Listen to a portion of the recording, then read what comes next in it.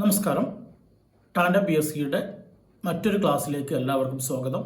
നമ്മൾ ഇന്ന് 10th പ്രിലിംസിനും അതേപോലെ സെക്രട്ടേറിയറ്റ് അസിസ്റ്റന്റ് പരീക്ഷയ്ക്കുമൊക്കെ തയ്യാറെടുക്കുന്ന ഉദ്യോഗാർത്ഥികൾക്ക് ഉപകാരപ്രദമാകുന്ന ഒരു ടോപ്പിക്കുമായിട്ടാണ് വന്നിട്ടുള്ളത്. നമുക്കറിയാം, രസതന്ത്രം പേരുപോലെ അത്ര രസകരമല്ലെങ്കിലും കൃത്യമായി അതിൻ്റെ ചോദ്യരീതി മനസ്സിലാക്കിക്കൊണ്ട് പഠിച്ചു കഴിഞ്ഞാൽ സിമ്പിളായിട്ട് ഉത്തരം മാർക്ക് സ്കോർ ചെയ്യാൻ പറ്റുന്ന ഒരു സബ്ജക്റ്റാണ് രസതന്ത്രം. എല്ലാ പരീക്ഷയിലും ഈ ഭാഗത്തുനിന്ന് ചോദ്യം ഉണ്ടാകാറുണ്ട്. അത് അറിഞ്ഞുകൊണ്ട്, ക്വസ്റ്റ്യൻ്റെ രീതി അറിഞ്ഞുകൊണ്ട് പഠിച്ചു കഴിഞ്ഞാൽ വളരെ സിമ്പിളായി നമുക്ക് മാർക്ക് സ്കോർ ചെയ്യാൻ പറ്റുന്ന ഒരു ടോപ്പിക്കാണ്. അപ്പോൾ ഇന്ന് രസതന്ത്രവുമായിട്ട് ബന്ധപ്പെട്ട, കെമിസ്ട്രിയുമായിട്ട് ബന്ധപ്പെട്ട MCQ സീരീസാണ് നമ്മൾ ചെയ്യാൻ പോകുന്നത്. ഒരു 10 ചോദ്യങ്ങളല്ല, സത്യം പറഞ്ഞാൽ 10 ചോദ്യങ്ങൾ ഡിസ്കസ് ചെയ്യുമ്പോൾ അതിൻ്റെ റിലേറ്റഡ് ഫാക്ടോട് ഡിസ്കസ് ചെയ്യുമ്പോൾ ഒരു 100 ചോദ്യങ്ങൾ നമ്മൾ അറ്റൻഡ് ചെയ്യാൻ പറ്റുന്ന രീതിയിൽ ഒരു സീരീസ് കഴിയുമ്പോഴേക്കും നമുക്ക് സാധിക്കും. അപ്പോൾ നമുക്ക് ഒന്നാമത്തെ ക്വസ്റ്റ്യൻ നോക്കാം. ക്ലാസിക് അറ്റോമിക് തിയറി അഥവാ പരമാണു സിദ്ധാന്തം ആരുമായി ബന്ധപ്പെട്ടിരിക്കുന്നു? ക്വസ്റ്റ്യൻ ശരിക്കും ശ്രദ്ധിക്കണം.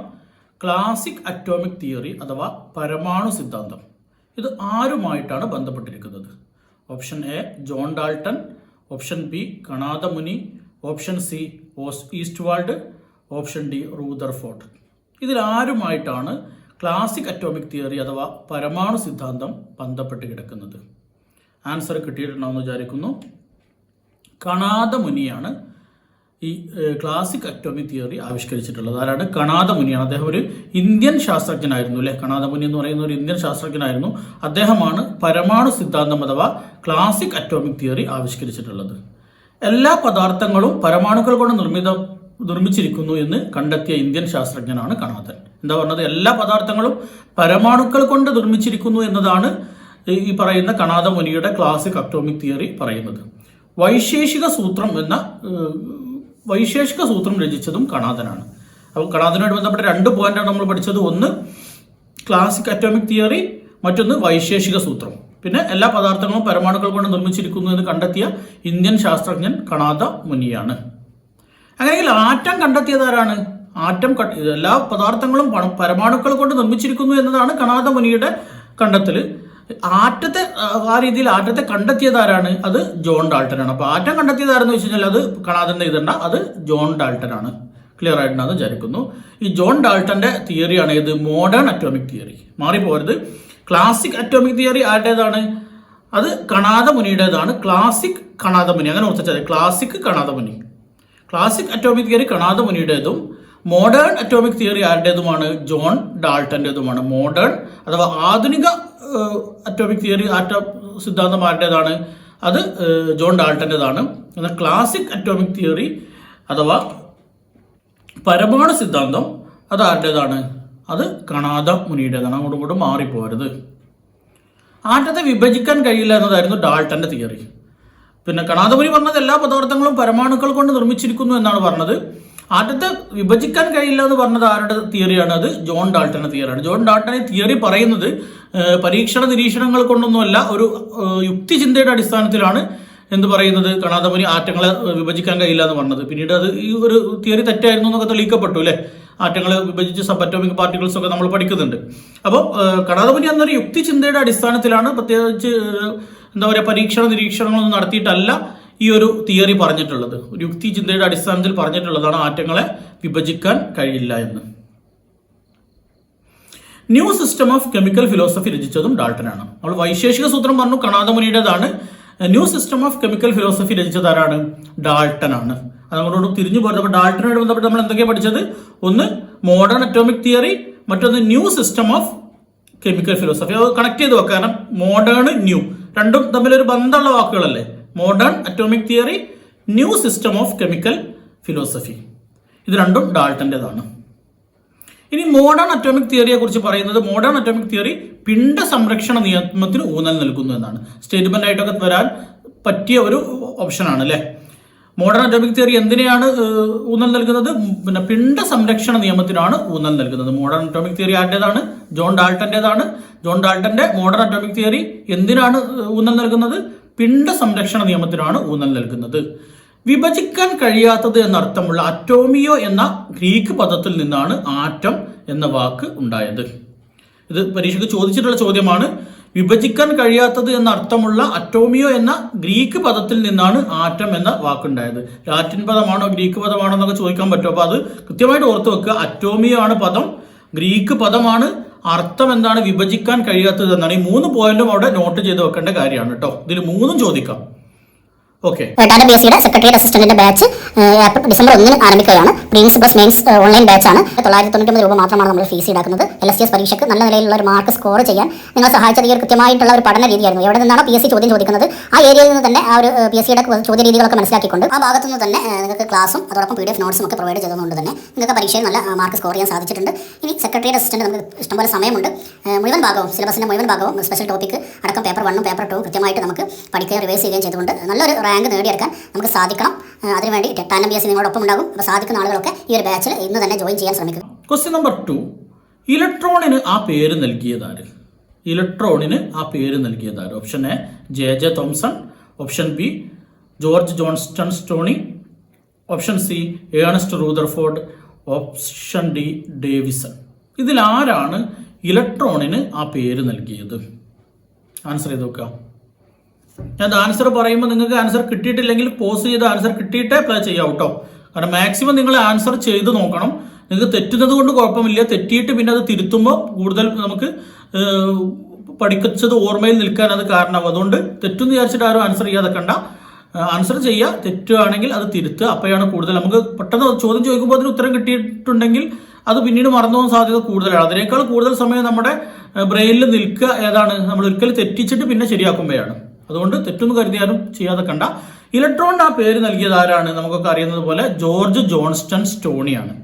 വെറും സ്റ്റോണി എന്നാണ് ചിലപ്പോൾ ഓപ്ഷനിൽ ഉണ്ടാവില്ല, അല്ലെങ്കിൽ ജോർജ് പൂർണ്ണ രൂപതാണ് ജോർജ് ജോൺസ്റ്റൺ സ്റ്റോണി. അദ്ദേഹമാണ് ഇലക്ട്രോണിന് ആ പേര് നൽകിയത്. എന്നാൽ ഇലക്ട്രോൺ കണ്ടെത്തിയത് സ്റ്റോണിയാണോ? അല്ല. ഇലക്ട്രോൺ കണ്ടെത്തിയത് JJ തോംസൺ ആണ്. ഡിസ്ചാർജ് ട്യൂബ് എക്സ്പെരിമെന്റിലൂടെയാണ് JJ തോംസൺ ഇലക്ട്രോൺ കണ്ടെത്തിയത്. അപ്പോൾ ഇലക്ട്രോൺ കണ്ടെത്തിയത് JJ തോംസൺ ആണ്. എന്നാൽ ഇലക്ട്രോണിന് പേര് നൽകിയത് ആരാണ്? സ്റ്റോണിയാണ്. ക്ലിയർ ആയിട്ടുണ്ടാവും വിചാരിക്കുന്നു. ഇലക്ട്രോണിന്റെ ചാർജ് കണ്ടെത്തിയത് ആരാണ്? ഇലക്ട്രോൺ കണ്ടെത്തിയത് JJ തോംസൺ, ഇലക്ട്രോണിന് പേര് നൽകിയത് സ്റ്റോണി. എന്നാൽ ഇലക്ട്രോണിന്റെ ചാർജ് കണ്ടെത്തിയത് മില്ലിഗൺ ആണ്. മില്ലിഗൺ ഏത് പരീക്ഷണത്തിലൂടെയാണ് അത് കണ്ടെത്തിയത്? ഓയിൽ ഡ്രോപ്പ് എക്സ്പെരിമെന്റിലൂടെയാണ് കണ്ടെത്തിയത്. അപ്പോൾ 2 പരീക്ഷണം നമ്മൾ പഠിച്ചു. ഒന്ന് ഡിസ്ചാർജ് ട്യൂബ് എക്സ്പെരിമെന്റ്, അത് JJ തോംസന്റേതാണ്. JJ തോംസന്റെ ഡിസ്ചാർജ് ട്യൂബ് എക്സ്പെരിമെന്റ് എന്തിനുള്ളതാണ്? അത് ഇലക്ട്രോൺ കണ്ടെത്താൻ വേണ്ടിയിട്ടുള്ളതാണ്. ഇലക്ട്രോൺ കണ്ടെത്തിയത് ഡിസ്ചാർജ് ട്യൂബ് എക്സ്പെരിമെന്റിലൂടെയാണെങ്കിൽ ഇലക്ട്രോണിന്റെ ചാർജ് കണ്ടെത്തിയത് ഓയിൽ ഡ്രോപ്പ് എക്സ്പെരിമെന്റിലൂടെയാണ്. ആരാണ് ചാർജ് കണ്ടെത്തിയത്? മില്ലിഗൺ ആണ് കണ്ടെത്തിയത്. ഇത്രയും പോയിന്റ് ക്ലിയർ ആയല്ലോ. എങ്കിൽ ആറ്റത്തിന്റെ ഡ്യുവൽ നാച്ചർ പ്രവചിച്ചതാരാണ്? ആറ്റത്തിന്റെ ഡ്യുവൽ നാച്ചർ പ്രവചിച്ചതാരാണ്? ചോദ്യം ശരിക്കും ശ്രദ്ധിക്കണം. കണ്ടെത്തിയതാര്, പ്രവചിച്ചതാര് എന്നാണ് ചോദ്യം. ഉത്തരം ഡി ബ്രോഗ്ലിയാണ്. ഡ്യുവൽ നാച്ചർ പ്രവചിച്ചത് ഡി ബ്രോഗ്ലിയാണ്. എന്നാൽ ഈ ഡ്യുവൽ നാച്ചർ തെളിയിക്കുന്നത് ആരാണ്? അത് ഡേവിസണും ജെർമറും ചേർന്നിട്ടാണ്. ശരിക്കും മനസ്സിലാക്കണം. ഡ്യുവൽ തിയറി അല്ല ഡ്യുവൽ നാച്ചർ പ്രവചിച്ചത് ആരാണ്? ഡി ബ്രോഗ്ലിയാണ്. പേര് നമുക്ക് ഓർത്തൊക്കെ എളുപ്പമാണ്. Dual D Broglie. പിന്നെ അത് മാത്രമല്ല, ഇത് കണ്ടെത്തിയത് 2 പേരാണ്. അപ്പൊ അതും നമുക്ക് ഓർത്ത് വെക്കാം. ഡ്യുവൽ അല്ലേ, ഡ്യുവൽ നാച്ചർ പ്രവചിച്ചത് ഡി ബ്രോഗ്ലി, ഡ്യുവൽ നാച്ചർ. ഇനി കണ്ടെത്തിയത് 2 പേര് തന്നെയാണ്. ഡ്യുവൽ നാച്ചർ അല്ല, അപ്പൊ 2 പേര് തന്നെയാണ് ഇത് കണ്ടെത്തിയത്. തെളിയിച്ചത് 2 പേര് ചേർന്നിട്ടാണ്. ആരൊക്കെയാണ്? ഡേവിസണും ജെർമറും. ആരൊക്കെയാണ്? Davisson, Germer. ക്ലിയർ ആയിട്ടുണ്ടാവും വിചാരിക്കുന്നു. ഇനി ഏറ്റവും ഭാരം കുറഞ്ഞ അടിസ്ഥാന കണമാണ് ഇലക്ട്രോൺ. ഇലക്ട്രോണിനെ കുറിച്ച് പറയുന്നത് ഏറ്റവും ഭാരം കുറഞ്ഞ അടിസ്ഥാന കണമാണ് ഇലക്ട്രോൺ. ഇനി ഇലക്ട്രോണിന്റെ ചാർജ് എന്താണ്? ഇലക്ട്രോണിന്റെ ചാർജ് നെഗറ്റീവ് ചാർജ് ആണ് അല്ലേ? ഇലക്ട്രോണിന്റെ ചാർജ് എന്താണ്? നെഗറ്റീവ് ചാർജ് ആണ് ഇലക്ട്രോൺ ഉണ്ടാവും. എല്ലാവർക്കും അറിയാവുന്ന കാര്യം, പോയിന്റ് ആയിരിക്കും. അറിയാത്തവരെ നോട്ട് ചെയ്ത് വെക്കുക. ഇപ്പൊ സിമ്പിൾ ആയിട്ടുള്ള ചോദ്യങ്ങളും PSC ചോദിക്കുന്നുണ്ട്. കാരണം നമുക്കറിയാം, ഒരു 100 ചോദ്യങ്ങളിൽ 80 ക്വസ്റ്റ്യൻ ടഫ് ആണെങ്കിൽ ഒരു 20 ചോദ്യം എന്തായിരിക്കും? വളരെ സിമ്പിൾ ആയിരിക്കും. നമുക്കറിയാം, സെക്രട്ടറി പരീക്ഷക്കടക്കം സ്വാതന്ത്ര്യം എന്റെ ജന്മാവകാശമാണ് അടക്കമുള്ള ചോദ്യങ്ങളൊക്കെ ചോദിച്ചിട്ടുണ്ട്. അപ്പൊ ചില 20 ക്വസ്റ്റ്യനൊക്കെ വളരെ സിമ്പിൾ ആയിട്ട് ചോദിക്കും. ഒരു രീതിയിൽ ചോദിക്കാൻ പറ്റിയ ചോദ്യങ്ങളാണ് ഇതൊക്കെ. അപ്പോൾ നമ്മളിത് സിമ്പിൾ അല്ലാതെ വിചാരിച്ചിട്ട് സ്കിപ്പ് ചെയ്ത് പോകും. പരീക്ഷയ്ക്ക് വരുമ്പോൾ നമുക്ക് കൺഫ്യൂഷൻ ഉണ്ടാകും. അപ്പോൾ ഇലക്ട്രോണിന്റെ ചാർജ് എന്താണ്? നെഗറ്റീവ് ചാർജ് ആണ്. കാഥോഡ് എന്ന് പറയുന്നത് എന്താണ്? അത് പിന്നെ ഇലക്ട്രോൺ ആണ്. കാഥോഡ് എന്ന് പറയുന്നത് ഇലക്ട്രോൺ ആണ്. ഇത് അങ്ങോട്ടും മാറിപ്പോകാൻ സാധ്യതയുള്ള ഒരു സാധനമാണ് കാഥോഡും ആനോഡും. കാഥോഡ് നെഗറ്റീവ് ആണോ പോസിറ്റീവ് ആണോ, ആനോഡ് നെഗറ്റീവ് ആണോ പോസിറ്റീവ് ആണോ എന്നുള്ളത് ഒരു സംശയം ഉണ്ടാവാൻ സാധ്യതയുണ്ട്. ഞാനൊരു എളുപ്പമായി പറഞ്ഞു തരാം. നമ്മളൊരു നെഗറ്റീവായിട്ടുള്ള കാര്യം, അതായത് ഒരാളെ കുറിച്ച് മോശമായിട്ടുള്ള കാര്യത്തിലാണ് നമ്മൾ നെഗറ്റീവ് എന്ന് പറയില്ലേ. ഈ നെഗറ്റീവായിട്ടുള്ള കാര്യം എങ്ങനെ പറയില്ല? ഉറക്കെ വിളിച്ച് പറയുമോ? ഇല്ല, കാതിൽ പോയി പതുക്കെ പറയൂലേ. അപ്പോൾ കാതോട് നെഗറ്റീവ് അങ്ങനെ ഓർത്ത് വെച്ചാൽ മതി. നെഗറ്റീവായിട്ടുള്ള കാര്യങ്ങൾ നമ്മൾ എന്തേ പറയുള്ളൂ? കാതിലേ പറയുള്ളൂ, കാതോടെ പറയുള്ളൂ അല്ലേ. കാത് ചെവിക്ക് നമ്മൾ കാത് എന്നല്ല പറയില്ല. അപ്പോൾ കാതിൽ പറയുന്നത് എന്താണ്? നെഗറ്റീവായിട്ടുള്ള കാര്യങ്ങളല്ലേ. നല്ല കാര്യമാണെങ്കിൽ നമുക്ക് ഉറക്കെ വിളിച്ച് പറയാം അല്ലേ. നെഗറ്റീവായിട്ടുള്ള അങ്ങനെ പറയാൻ പറ്റില്ലല്ലോ. അപ്പോൾ നെഗറ്റീവായിട്ടുള്ള കാര്യം പറയുമ്പോൾ നമ്മൾ കാതിൽ പറയും. അപ്പോൾ കാതോട് നെഗറ്റീവ് അങ്ങനെ ഓർത്ത് വെച്ചാൽ ഒരിക്കലും നിങ്ങൾക്ക് കാതോടും ആനോടും എന്താവില്ല, തെറ്റൂല. ഓക്കെ. അപ്പോൾ ആനോട് പോസിറ്റീവാണ്, കാതോട് നെഗറ്റീവാണെന്ന് കിട്ടി കഴിഞ്ഞാൽ ആനോട് പോസിറ്റീവാണെന്ന് കിട്ടാൻ പാടില്ലല്ലോ. അപ്പോൾ കാതോട് കിരണങ്ങൾ എന്നറിയപ്പെടുന്നത് ഇലക്ട്രോണുകളാണ്. ചാർജ് എന്താണ്? നെഗറ്റീവാണ്. ക്ലിയർ ആയിട്ടുണ്ടാവും വിചാരിക്കുന്നു. നമുക്ക് അടുത്ത ക്വസ്റ്റ്യൻ നോക്കാം. Question number 3. ആറ്റത്തിന്റെ തിരിച്ചറിയൽ കാർഡ് എന്നറിയപ്പെടുന്നത് ഏത്? ആറ്റത്തിന്റെ തിരിച്ചറിയൽ കാർഡ് എന്നറിയപ്പെടുന്നത് ഏത്? Electron, proton, neutron, nucleus. ഇതിലേതാണ് ആറ്റത്തിന്റെ തിരിച്ചറിയൽ കാർഡ് എന്നറിയപ്പെടുന്നത്? ഒന്ന് ആൻസർ ചെയ്ത് നോക്കാം. ഇലക്ട്രോൺ ആണോ, പ്രോട്ടോൺ ആണോ, ന്യൂട്രോൺ ആണോ, ന്യൂക്ലിയസ് ആണോ? ഏതാണ് ആറ്റത്തിന്റെ തിരിച്ചറിയൽ കാർഡ് എന്ന് അറിയപ്പെടുന്നത്?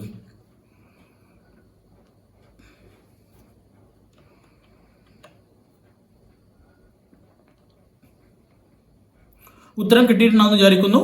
പ്രോട്ടോൺ ആണ് ആൻസർ. ആറ്റത്തിന്റെ തിരിച്ചറിയൽ കാർഡ് പ്രോട്ടോൺ ആണ്. ഇതെങ്ങനെ സിമ്പിളായിട്ട് ഓർത്ത് വെക്കാം? നമുക്കറിയാം, നമ്മുടെ തിരിച്ചറിയൽ കാർഡിൽ എങ്ങനെ നമ്മൾ ഒരാളെ തിരിച്ചറിയുന്നത്? ഫോട്ടോ നോക്കിയിട്ടല്ലേ. ഐഡന്റിറ്റി കാർഡ് അഥവാ തിരിച്ചറിയൽ കാർഡിൽ നമ്മൾ ഒരാളെ തിരിച്ചറിയുന്നത് എന്ത് നോക്കിയിട്ടാണ്? ഫോട്ടോ നോക്കിയിട്ടല്ലേ. അപ്പൊ തിരിച്ചറിയൽ കാർഡ് പ്രോട്ടോൺ ആണെന്നുള്ളത് അതുമായിട്ട് കണക്ട് ചെയ്ത് വെക്കാൻ എളുപ്പമല്ലേ. ഈ രീതിയിലാണ് കെമിസ്ട്രി പഠിക്കേണ്ടത്. കെമിസ്ട്രി നന്നായി കൺഫ്യൂഷൻ ഉണ്ടാക്കുന്ന ഒരു സബ്ജക്റ്റ് ആണ്, നമുക്കൊക്കെ അറിയാം. പക്ഷെ സിമ്പിളായിട്ട് ഈ രീതിയിലുള്ള കണക്ഷനൊക്കെ വെച്ചിട്ട് കോഡുകളൊക്കെ വെച്ചിട്ട് പഠിക്കുകയാണെങ്കിൽ ഏറ്റവും സിമ്പിളായിട്ടുള്ള ടോപ്പിക്ക് സബ്ജക്റ്റ് കെമിസ്ട്രി ആയിരിക്കും. അപ്പം പ്രോട്ടോൺ എന്താണ്? ആറ്റത്തിന്റെ തിരിച്ചറിയൽ കാർഡാണ്. ഫോട്ടോ ആണ് നമ്മൾ തിരിച്ചറിയാൻ ഉപയോഗിക്കുന്നത്. അപ്പോൾ ഇവിടെ പ്രോട്ടോൺ. ക്ലിയർ ആയല്ലോ. ആറ്റത്തിന്റെ പോസിറ്റീവ് ചാർജുകളുടെ സാന്നിധ്യം ആദ്യം തിരിച്ചറിഞ്ഞത് ഗോൾഡ്സ്റ്റൺ ആണ്. ആറ്റത്തിൽ പോസിറ്റീവ് ചാർജുകളുടെ സാന്നിധ്യം ആദ്യം തിരിച്ചറിഞ്ഞത് ആരാണ്? ഗോൾഡ്സ്റ്റൺ ആണ്. എന്താണ്? ഡിസ്ചാർജ് ട്യൂബ് എക്സ്പെരിമെന്റിലൂടെയാണ് ഗോൾഡ്സ്റ്റൺ ആറ്റത്തിൽ ഒരു പോസിറ്റീവ് ചാർജുള്ള ഒരു കണമുണ്ട് അല്ലെ, പോസിറ്റീവ് ചാർജിന്റെ ഒരു സാന്നിധ്യം ആദ്യമായിട്ട് കണ്ടെത്തുന്നത് ആരാണ്? ഗോൾഡ്സ്റ്റൺ ആണ്. അദ്ദേഹത്തിന്റെ പരീക്ഷണം ഏതാണ്? ഡിസ്ചാർജ് ട്യൂബ് എക്സ്പെരിമെന്റ് ആണ്. ഡിസ്ചാർജ് ട്യൂബ് എക്സ്പെരിമെന്റിലൂടെയാണ് ഗോൾഡ്സ്റ്റൺ ആറ്റത്തിൽ ഒരു പോസിറ്റീവ് ചാർജിന്റെ സാന്നിധ്യം കണ്ടെത്തുന്നത്. ഇനി എങ്ങനെ പ്രോട്ടോൺ കണ്ടെത്തിയതും പേര് നൽകിയതും ആരാണ്? പ്രോട്ടോൺ കണ്ടെത്തിയതും പേര് നൽകിയതും റൂദർഫോർഡ് ആണ്. ആറ്റത്തിൽ ഒരു പോസിറ്റീവ് ചാർജുകളുടെ സാന്നിധ്യം കണ്ടെത്തിയത് തിരിച്ചറിഞ്ഞത് ആരാണ്? അത് ഗോൾഡ്സ്റ്റൺ ആണ്. എന്നാൽ അതിന് പേര് നൽകുന്നത് ആരാണ്? കണ്ടെത്തുന്നതും പേര് നൽകുന്നതും ആരാണ്? റൂദർഫോർഡ് ആണ്. ക്ലിയർ ആയിട്ടുണ്ടാവും വിചാരിക്കുന്നു.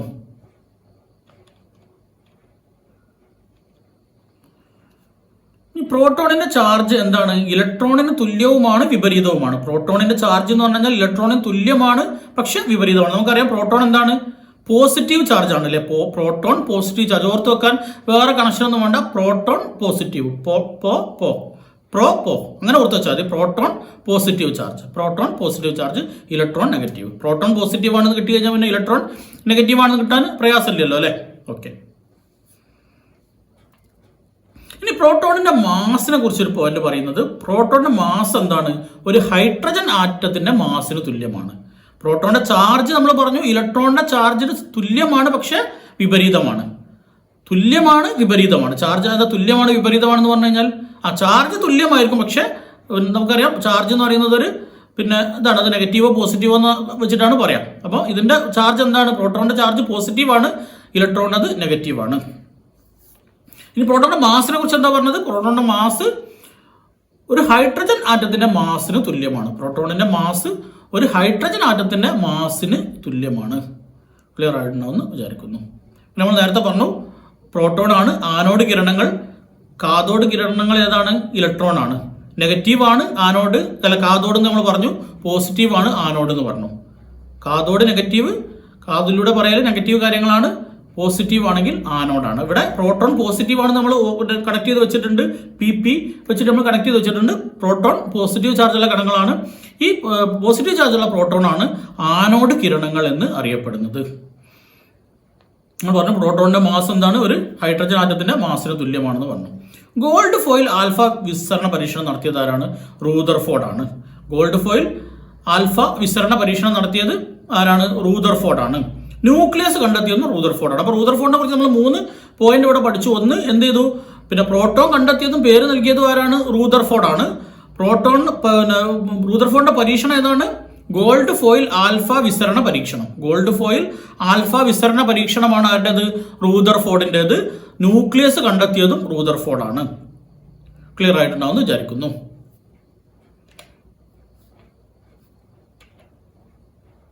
ഈ ആൽഫ വിസരണ പരീക്ഷണത്തിൽ റൂദർഫോർഡ് മാത്രമല്ല വേറെ 2 പേര് കൂടിയുണ്ട്. പക്ഷെ PH സാധാരണയായിട്ട് റൂദർഫോർഡിന്റെ പേര് മാത്രമേ ചോദിച്ച് കണ്ടിട്ടുള്ളൂ. അതുകൊണ്ട് ഇപ്പോൾ 10th ലെവലിനൊക്കെ അത് പഠിച്ചാൽ മതി എന്നുള്ളതാണ് എനിക്ക് തോന്നുന്നത്. Okay, question number 4. അയിരിലെ മാലിന്യങ്ങൾ അറിയപ്പെടുന്നത്. നമുക്കറിയാം ഓർസിൽ മാലിന്യങ്ങൾ ഉണ്ടാകും. ലോഹ മിശ്രിതങ്ങൾക്ക് പുറമെ കുറച്ച് മാലിന്യങ്ങളൊക്കെ ഉണ്ടാവും ഇതിൽ ഓർസിൽ അഥവാ അയിരിൽ. ഈ അയിരിലെ മാലിന്യങ്ങൾ അറിയപ്പെടുന്ന പേരെന്ത് എന്നാണ് ചോദ്യം. ഓപ്ഷൻ എ ഫ്ലക്സ് ആണ്, option B gangue, option C slag, option D catalyst. ഇതിലേതാണ്? എന്താണ് അയിര് എന്ന് പറഞ്ഞാൽ അറിയാമല്ലോ അല്ലേ? അതായത് ലോഹങ്ങൾ വേർതിരിച്ചെടുക്കുന്ന ലോഹധാതുക്കളെയാണ് നമ്മൾ അയിരുകൾ എന്ന് പറയാം. ഓക്കെ, ഈ അയിരിൽ അടങ്ങിയിരിക്കുന്ന മാലിന്യങ്ങൾ എന്ത് പേരിലാണ് അറിയപ്പെടുന്നത്? ഓപ്ഷൻ ബി ഗാങ് ആണ് ശരി ഉത്തരം. നമുക്ക് ഓർത്തെക്കാൻ എളുപ്പമാണ്. കാരണം നമുക്കറിയാം കോളേജിലൊക്കെ പഠിച്ച ആളുകളാണെങ്കിൽ അറിയാം അവിടെ ഏറ്റവും വലിയ മോശപ്പെട്ട ആളുകൾ ആരായിരിക്കും? ഈ ഗാങ്ങുകളായിരിക്കും അല്ലേ? വിദ്യാർത്ഥികൾക്ക് ഇങ്ങനെ പ്രയാസം ഉണ്ടാക്കുന്ന, ബുദ്ധിമുട്ടുണ്ടാക്കുന്ന ആളുകളല്ലേ ഈ ഗാങ്. ഓരോ ഗ്യാങ് ആയിട്ടല്ലേ അങ്ങനെ ഓർത്ത് വെച്ചത്. ഗ്യാങ് എന്ന് പറഞ്ഞു കഴിഞ്ഞാൽ മാലിന്യമാണ്, പ്രയാസം ഉണ്ടാക്കുന്ന ആളാണ്. ഇപ്പോൾ ലോഹത്തെ വേർതിരിച്ചെടുക്കാൻ പ്രയാസം എന്തുകൊണ്ടാണ്? ഈ ഗ്യാങ് ഉള്ളത് കൊണ്ടല്ലേ. ആ രീതിയിലൊക്കെ കണക്ട് ചെയ്ത് വെച്ച് കഴിഞ്ഞാൽ പിന്നെ അത് മാറിപ്പോകില്ല. ഗ്യാങ് എന്ന് പറഞ്ഞു കഴിഞ്ഞാൽ ലോഹത്തിലെ എന്താണ്? മാലിന്യങ്ങളാണ്. അയിരിലെ മാലിന്യങ്ങളാണ്. അപ്പോൾ ഈ ഗ്യാങ്ങിനെ നീക്കം ചെയ്യാൻ നമ്മൾ എന്ത് ചെയ്യും? നമ്മളൊരു ഫ്ലക്സ് കൊണ്ടുപോയി അവിടെ വെക്കും ഇല്ലേ? ഇവിടെ ഗ്യാങ്ങിനോടുള്ള വലിയ ബുദ്ധിമുട്ടുണ്ടെന്ന് പറഞ്ഞാൽ ഫ്ലക്സ് ഒക്കെ കൊണ്ടുപോയി വെക്കും. അങ്ങനെ ഓർത്ത് വെച്ചാൽ മതി. ഗ്യാങ്ങിനെ നീക്കം ചെയ്യാൻ വേണ്ടി ഉപയോഗിക്കുന്ന, അതിൽ ചേർക്കുന്ന വസ്തുക്കളാണ് ഫ്ലക്സ് എന്ന പേരിൽ അറിയപ്പെടുന്നത്. അപ്പോൾ അയിരിലെ മാലിന്യങ്ങൾ ഗ്യാങ് ആണ്. ഗ്യാങ്ങിനെ നീക്കം ചെയ്യാൻ വേണ്ടി നമ്മൾ ചേർക്കുന്നത് ഫ്ലക്സ് ആണ്. ഗ്യാങ്ങും ഫ്ലക്സും ചേർന്നാൽ എന്താകും? സ്ലാഗ് ആവും. ഗ്യാങ്ങും ഫ്ലക്സും ചേർന്നാൽ എന്തായി മാറും? സ്ലാഗ് ആയി മാറും. അപ്പോൾ അയിരിലെ മാലിന്യങ്ങൾ ഗ്യാങ് ആണ്. ഗ്യാങ്ങിനെ നീക്കം ചെയ്യാൻ ഉപയോഗിക്കുന്നത് ഫ്ലക്സ്. ഗ്യാങ്ങും ഫ്ലക്സും ചേർന്ന് എന്താകും? സ്ലാഗ് ആയിട്ട് മാറും. നമ്മൾ ഓപ്ഷനിൽ കാറ്റലിസ്റ്റ് കണ്ടല്ലോ. കാറ്റലിസ്റ്റ് എന്താണെന്ന് എല്ലാവർക്കും അറിയുമെന്ന് വിചാരിക്കുന്നു. എന്താണ് കാറ്റലിസ്റ്റ്? കാറ്റലിസ്റ്റ് എന്ന് പറഞ്ഞു കഴിഞ്ഞാൽ രാസപ്രവർത്തന വേഗത നിയന്ത്രിക്കാൻ വേണ്ടി അതിൽ ചേർക്കുന്നതാണ്. മലയാളത്തിൽ ഉൽപ്രേരകങ്ങൾ എന്ന് പറയും അല്ലേ? കാറ്റലിസ്റ്റ് അതോ ഉൽപ്രേരകങ്ങൾ രാസപ്രവർത്തന വേഗത കുറക്കാനോ കൂട്ടാനോ ഒക്കെ വേണ്ടി അതിൽ ഉപയോഗിക്കുന്ന വസ്തുക്കളാണ് കാറ്റലിസ്റ്റ് എന്ന് പറയുന്നത്. അപ്പോൾ ഇനി ഗ്യാങ് ആസിഡ് ആണെങ്കിൽ അതിൽ ചേർക്കുന്ന ഫ്ലക്സ് എന്തായിരിക്കണം? ബേസ് ആയിരിക്കണം. ഗ്യാങ്ങിന്റെ സ്വഭാവം എന്താണോ അതിന്റെ വിപരീത സ്വഭാവമുള്ളതായിരിക്കും ഫ്ലക്സ് എന്ന് പറയുന്നത്. ഗ്യാങ് അസിഡിക് ആണെങ്കിൽ ഫ്ലക്സ് ബേസിക് ആയിരിക്കും. ഗ്യാങ് ബേസിക് ആണെങ്കിൽ ഫ്ലക്സ് എന്തായിരിക്കും? അസിഡിക് ആയിരിക്കും. ക്ലിയർ ആയിട്ടുണ്ടാവുമെന്ന് വിചാരിക്കുന്നു. Question number 5. അയിരുകളും ധാതുക്കളും സംബന്ധിച്ച് താഴെ പറയുന്ന ജോഡികളിൽ തെറ്റായത് ഏത്? അയിരുകളും ധാതുക്കളും സംബന്ധിച്ച താഴെ പറയുന്ന ജോഡികളിൽ തെറ്റായത് ഏത്? ഒന്നാമത്തത് lead galena, uranium monazite, mercury cinnabar, magnesium pyrolusite. ഇതിലേതാണ് തെറ്റായ ജോഡി? ഏതൊക്കെയാണ് എന്നാണ് കണ്ടെത്തേണ്ടത്. ഒന്ന് ആൻസർ ചെയ്ത് നോക്കാം.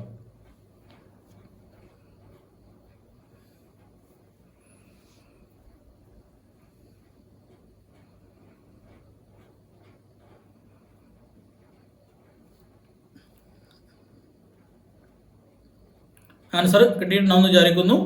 ഇവിടെ 2ഉം 4ഉമാണ് തെറ്റ്. 2ഉം 4ഉമാണ് തെറ്റ്. നമുക്കറിയാം ലെഡിന്റെ അയിര് ഏതാണ്? ഗലീനയാണ്. ലെഡിന്റെ അയിര് ഗലീനയാണ്. മെർക്കുറിയുടെ അയിര് സിന്നബറാണ്. ഇത് രണ്ടും കറക്റ്റ് ആണ്. Lead galena, mercury cinnabar. Uranium എന്തല്ല? മോണോസൈറ്റ് അല്ല. മഗ്നീഷ്യം പൈറോലുസൈറ്റും അല്ല. യുറേനിയത്തിന്റെ അയിര് ഏതാണ്?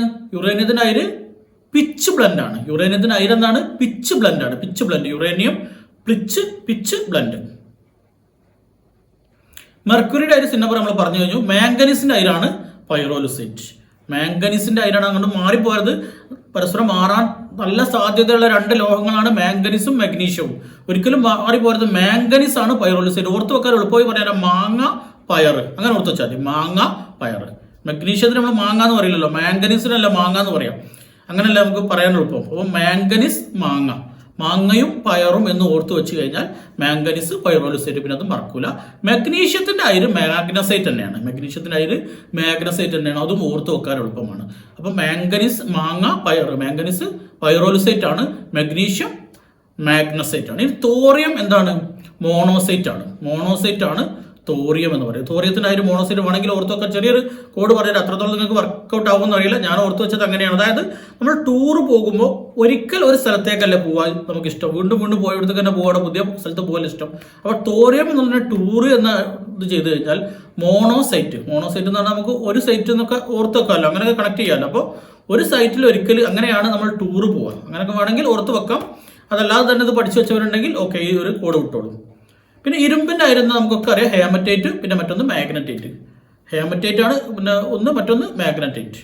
അലൂമിനിയത്തിൻ്റെ അയിര് എന്താണ്? ബോക്സൈറ്റ് ആണ്. കോപ്പറിൻ്റെ അയിര് മാലക്കൈറ്റ് ആണ്. അലൂമിനിയം, ബോക്സൈറ്റ് ആണ്, കോപ്പർ, മാലക്കൈറ്റ്. ഇതൊക്കെ സ്ഥിരമായിട്ട് ചോദിക്കുന്ന അയിരുകളാണ് കേട്ടോ. കുറേ അയിരുകളുണ്ട്, എല്ലാം കൂടി ഞാൻ പറയുന്നില്ല. വളരെ ഫിൽറ്റർ ചെയ്തിട്ട് ചോദിക്കുന്നത് മാത്രമാണ് ഞാൻ തരുന്നത്. പിന്നെ അതിൽ നിങ്ങൾ ഫിൽറ്റർ ചെയ്യാൻ പോകരുത്. കാരണം ഞാൻ അത്രയും ഫിൽറ്റർ ചെയ്തിട്ടാണ് നിങ്ങൾക്ക് തരുന്നത്. പിന്നെ അതിൽ നിങ്ങൾ ഫിൽറ്റർ ചെയ്യാൻ പോകരുത്. ഞാൻ പറയുന്നത് എല്ലാം ഇമ്പോർട്ടൻ്റ് ആണ്. അപ്പോൾ അത് നിർബന്ധമായിട്ട് നിങ്ങൾ പഠിച്ചു വെക്കുക. അപ്പോൾ അലൂമിനിയത്തിൻ്റെ അയിര് ബോക്സൈറ്റ്, കോപ്പറിൻ്റെ അയിര് മാലക്കൈറ്റ്. നമ്മൾ ഓർത്ത് വെക്കാം. നമ്മൾ ഈ സ്വർണ്ണത്തിൻ്റെ മാലയൊക്കെ ഉണ്ടാക്കുമ്പോൾ സ്വർണ്ണത്തിൽ ചേർക്കുന്ന മറ്റൊരു സാധനമാണ് ചെമ്പ് അല്ലേ, കോപ്പർ. 100% സ്വർണ്ണമാണോ നമുക്ക് തരുന്ന മാല? അല്ല, അതിലെന്തുണ്ട്? കോപ്പർ കൂടി ചേർത്തിട്ടാണ് തരാം. അപ്പോൾ കോപ്പർ, മാലക്കൈറ്റ് അങ്ങനെ ഓർത്ത് കണക്ട് ചെയ്ത് വെക്കാം. സിങ്കിൻ്റെത് സിങ്ക് ബ്ലെൻഡ് ഉണ്ട്, കലാമിനുണ്ട്. കൂടുതലായിട്ട് കലാമിനാണ് ചോദിക്കാറുള്ളത്. കാരണം എന്താ വെച്ചാൽ സിങ്ക് ബ്ലെൻഡ് ചോദിച്ചു കഴിഞ്ഞാൽ അറിയാമല്ലോ അല്ലേ, മാങ്ങ ജ്യൂസിൽ ഏത് ഫ്രൂട്ട്സ് ഉള്ളതെന്ന് ചോദിച്ചു കഴിഞ്ഞാൽ ആർക്കെങ്കിലും സംശയം ഉണ്ടാവും. അപ്പോൾ എന്ന് പറഞ്ഞ പോലെ സിങ്ക് ബ്ലെൻഡ് എന്ന് കണ്ടു കഴിഞ്ഞാൽ നമുക്ക് വേഗം മനസ്സിലാവും. അതുകൊണ്ട് തന്നെ സിങ്കിന്റെ കൂടുതൽ ചോദിക്കൽ കലാമിനാണ്. Zinc, calamine.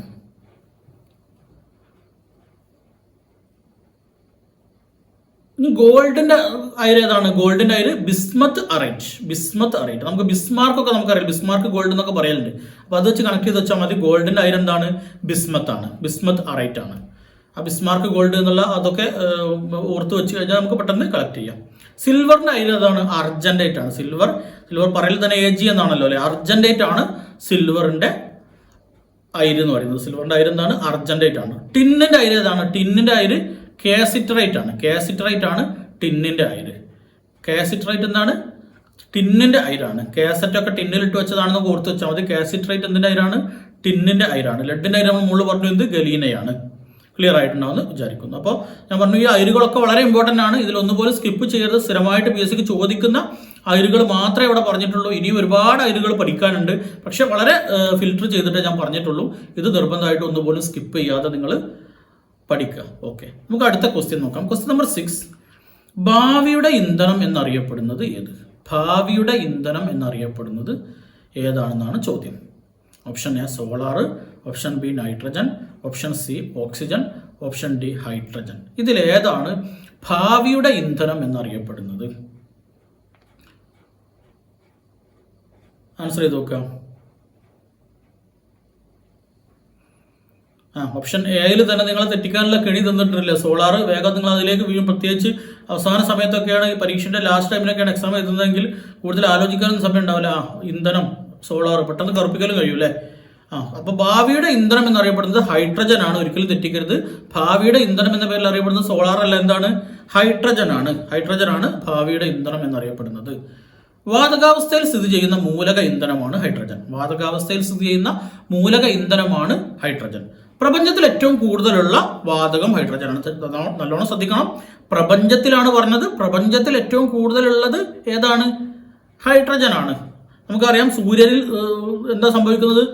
ന്യൂക്ലിയർ ഫ്യൂഷൻ ആണ് സംഭവിക്കുന്നത് അല്ലെ. ഹൈഡ്രജൻ കൂടി ചേർന്നിട്ട് ഹീലിയം ഉണ്ടാകുന്ന ഒരു പ്രോസസ്സാണ് സൂര്യനിൽ നടക്കുന്നത് നമുക്കറിയാം. അപ്പോൾ ഏറ്റവും കൂടുതൽ സൂര്യനിലുള്ള ലോഹം ഏതാണ്? ഹൈഡ്രജൻ ആണ്. അപ്പോൾ പ്രപഞ്ചത്തിൽ ഏറ്റവും കൂടുതൽ ഹൈഡ്രജൻ ആണ്. എന്നാൽ അറ്റ്മോസ്ഫിയറിൽ അഥവാ അന്തരീക്ഷത്തിൽ ഏറ്റവും കൂടുതൽ ചോദിച്ചു കഴിഞ്ഞാൽ നമുക്കറിയാം അത് നൈട്രജൻ ആണ്. നമ്മളോട് തിരിഞ്ഞു പോകരുത്. പ്രപഞ്ചത്തിൽ ഏറ്റവും കൂടുതൽ ഏതാണ്? ഹൈഡ്രജൻ ആണ്. സൂര്യൻ ഓർത്താൽ മതി. പ്രപഞ്ചം പറയുമ്പോൾ സൂര്യൻ കൂടി വരുന്നുണ്ടല്ലോ. അപ്പോൾ സൂര്യനിൽ എന്താണ് ഏറ്റവും കൂടുതൽ ഹൈഡ്രജൻ ഉണ്ട്.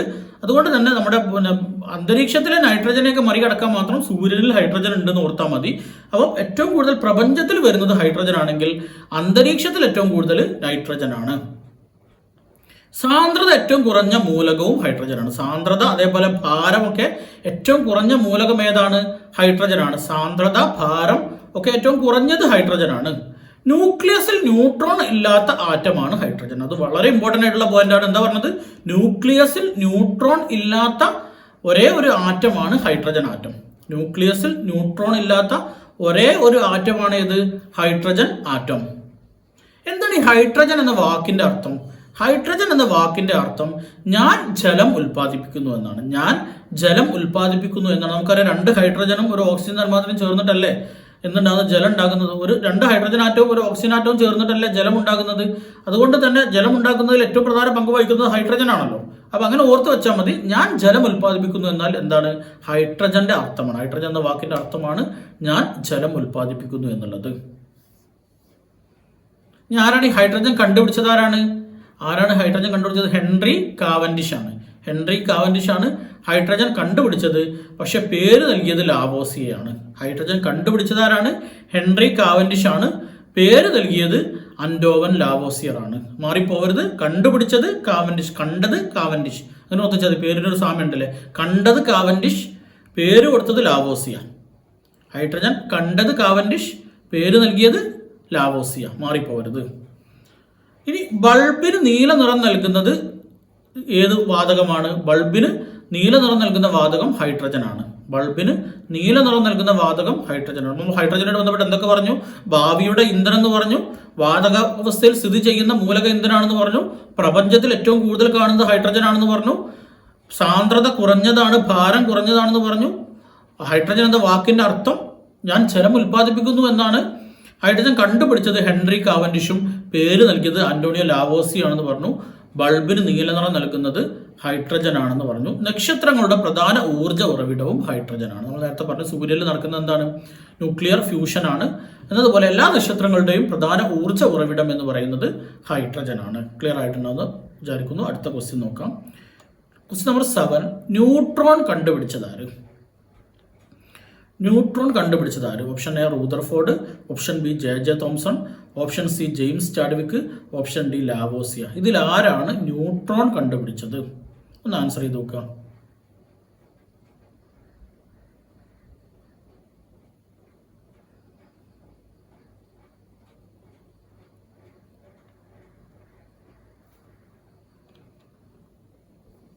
ആൻസർ കിട്ടിയിട്ടുണ്ടാവുമെന്ന് വിചാരിക്കുന്നു.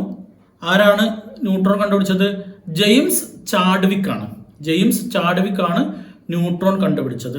ഇത് മാറിപ്പോകാനുള്ള ചെറിയൊരു കോഡ് പറഞ്ഞു തരാം. നിങ്ങൾ വാഹനമൊക്കെ ഓടിക്കുന്ന ആളുകളാണ്, നിങ്ങൾക്കറിയാം. വണ്ടി ഓടിച്ചു പോകുന്നതിൻ്റെ ഇടയിൽ പെട്ടെന്ന് വണ്ടി ന്യൂട്രൽ ഗിയറിലേക്ക് വീണാൽ എന്താ സംഭവിക്കുക? നിങ്ങൾ ഓടിച്ചുകൊണ്ട് പോകുന്നതിനിടയ്ക്ക് പെട്ടെന്ന് നിങ്ങൾ ഗിയർ മാറ്റിയപ്പോൾ ന്യൂട്രലിലേക്ക് വീണു. വണ്ടി എന്താ സംഭവിക്കുക? വണ്ടി ജസ്റ്റ് ഒന്ന് ചാടുന്നിട്ട് അവിടെ നിൽക്കൂലേ.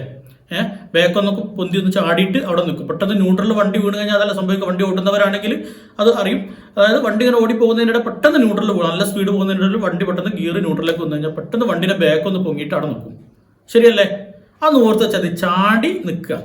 അപ്പം Chadwick, neutron Chadwick. Neutral gear എന്നുള്ളത് ന്യൂട്രോണായിട്ട് കണക്ട് ചെയ്യുക, ചാടി നിൽക്കുക എന്നുള്ളത് ചാഡ്വിക്ക് എന്നും കണക്ട് ചെയ്ത് കഴിഞ്ഞാൽ സിമ്പിളായിട്ട് നമുക്ക് ഇത് എക്സാം ഹാളിൽ നിന്ന് മാറിപ്പോവാതെ ആൻസർ ചെയ്യാൻ പറ്റും. അപ്പോൾ ന്യൂട്രോൺ കണ്ടുപിടിച്ചതാരാണ്? ജെയിംസ് ചാഡ്വിക്ക് ആണ്. ജെയിംസ് ചാഡ്വിക്ക് ആണ് എന്ത് കണ്ടുപിടിച്ചത്? ന്യൂട്രോൺ കണ്ടുപിടിച്ചത്. ചാർജ് ഇല്ലാത്ത കണമാണ് ന്യൂട്രോൺ. ന്യൂട്രൽ ഗിയർ ഓർത്താൽ മതി. ന്യൂട്രൽ ഗിയർ എന്ന് പറഞ്ഞാൽ ഗിയർ ഇല്ലാത്ത അവസ്ഥക്കാണല്ലോ നമ്മൾ ന്യൂട്രൽ എന്ന് പറയല്. അല്ലെങ്കിൽ അങ്ങോട്ടും ഇങ്ങോട്ടും ഇല്ലാത്ത ഒരാളെ നമ്മൾ പറയും ന്യൂട്രലായി നിൽക്കുകയാണെന്ന് പറയും അല്ലേ. ആ പേര് തന്നെ അതുണ്ട്. അതിന് എന്തില്ല? ചാർജ് ഇല്ല. ഇലക്ട്രോൺ നെഗറ്റീവ് ആണെന്ന് നമ്മൾ പറഞ്ഞു, പ്രോട്ടോൺ പോസിറ്റീവ് ആണെന്ന് പറഞ്ഞു. അതോടൊപ്പം ഒന്നുകൂടി ഒന്ന് റിവൈസ് ചെയ്ത് നോക്കുക. കാഥോഡ് കിരണങ്ങൾ ആരായിരുന്നു? കാഥോഡ് പറയല് നെഗറ്റീവ് ആണ് അല്ലേ. നെഗറ്റീവ് കിരണങ്ങളായ ഇലക്ട്രോണുകളാണ് കാഥോഡ് കിരണങ്ങൾ എന്ന് പറയുന്നത്. ആനോഡ് എന്ന് പറയുന്നത് പോസിറ്റീവ് കിരണങ്ങളാണ്. ചാർജ് ഇല്ലാത്ത കണമാണ് ന്യൂട്രോൺ. ഇനി പ്രോട്ടോണിനേക്കാൾ അല്പം മാസ് കൂടുതലാണ് ന്യൂട്രോണിന്. ന്യൂട്രോണിന് ചാർജ് ഇല്ല. പക്ഷെ അങ്ങനെ ഓർത്താൽ മതി. ചാർജ് ഇല്ല, അതുകൂടി അവിടെ ഉണ്ട്, മാസിലുണ്ടെന്ന് ഓർത്താൽ മതി. അതായത് പ്രോട്ടോണിനേക്കാൾ അല്പം മാസ് കൂടുതലാണ് ന്യൂട്രോണിന്. ചാർജ് ഇല്ല, മാസ് പ്രോട്ടോണിനേക്കാളും കൂടുതലാണ്. ഇനി അത് പറയുമ്പോൾ ന്യൂട്രോൺ പഠിക്കുമ്പോൾ നമ്മൾ നിർബന്ധമായിട്ട് പഠിക്കേണ്ട ഒരു പോയിന്റാണ് ഐസോട്ടോപ്പ് എന്താണെന്നുള്ളത്. എന്താണ് ഐസോട്ടോപ്പ് എന്ന് പറഞ്ഞു കഴിഞ്ഞാൽ വ്യത്യസ്ത എണ്ണം ന്യൂട്രോണുകളുള്ള ഒരു ആറ്റത്തിന്റെ വ്യത്യസ്ത രൂപങ്ങളെയാണ് നമ്മൾ ഐസോട്ടോപ്പ് എന്ന് പറയാം. എന്താണ്? വ്യത്യസ്ത എണ്ണം ന്യൂട്രോണുകളുള്ള ഒരു ആറ്റത്തിന്റെ വ്യത്യസ്ത രൂപങ്ങളെയാണ് നമ്മൾ എന്ത് പറയുക, ഐസോടോപ്പുകൾ എന്ന് പറയുക. അപ്പോൾ ഐസോടോപ്പുകൾ ഒരേ മൂലകത്തിന്റെ തന്നെ വ്യത്യസ്ത രൂപങ്ങളായിരിക്കും. ആ വ്യത്യസ്ത രൂപങ്ങൾ പ്രത്യേകത എന്താണ്, ന്യൂട്രോണുകളുടെ എണ്ണം വ്യത്യസ്തമായിരിക്കും. നമുക്കറിയാം ഹൈഡ്രജന്റെ തന്നെ ഐസോടോപ്പുകളാണ് ഡ്യൂട്ടീരിയം, ട്രിഷിയം ഒക്കെ. അതിലൊക്കെ എന്താ വ്യത്യാസം ഉണ്ടാവുക, ന്യൂട്രോണുകളുടെ എണ്ണത്തിൽ വ്യത്യാസമുണ്ടാകും. ഓക്കെ, നമുക്കറിയാം ന്യൂക്ലിയസിൽ ഹൈഡ്രജൻ എന്ന് പറഞ്ഞു കഴിഞ്ഞാൽ എന്താണ്, ന്യൂക്ലിയസിൽ എന്തില്ലാത്തതാണ്, ന്യൂട്രോൺ ഇല്ലാത്ത ആറ്റമാണ് ഹൈഡ്രജൻ അല്ലേ.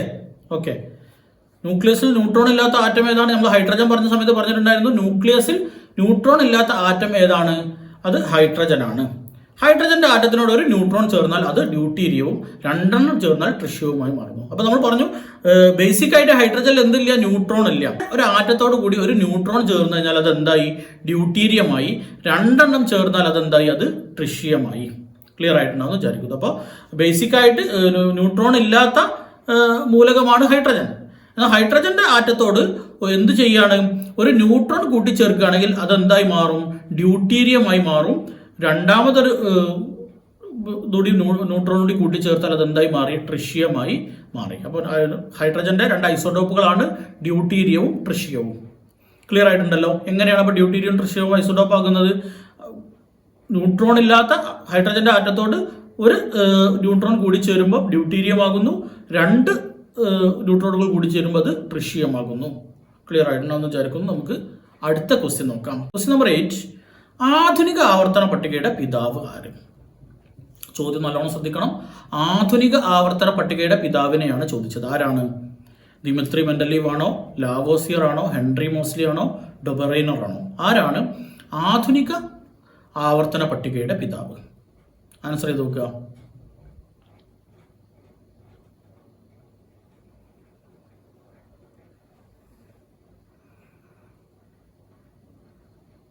ആൻസർ കിട്ടിയിട്ടുണ്ടെന്ന് വിചാരിക്കുന്നു. ആരാണ്? ഹെൻറി മോസ്ലി ആണ് ആധുനിക ആവർത്തന പട്ടികയുടെ പിതാവ് അല്ലെ.